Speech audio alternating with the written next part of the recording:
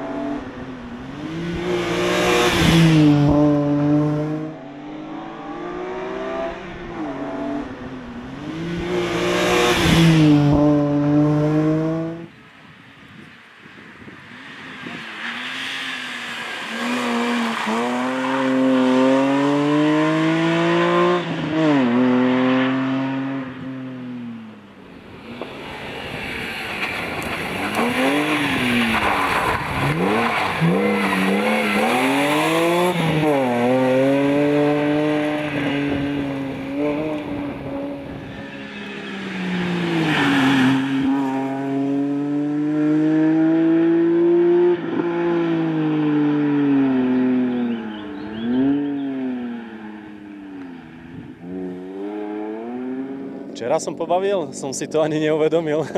Som sa snažil ísť stopu, ale tá zadok lieta. No. Včera to bolo super v noci, to sa mi páčilo, ten protismer, to pre mňa ideál bol. A dnes to ide hladko, je to veľmi rýchle a zrychľujeme sa pomaly. No a zatiaľ auto drží, my držíme, takže je to fajn.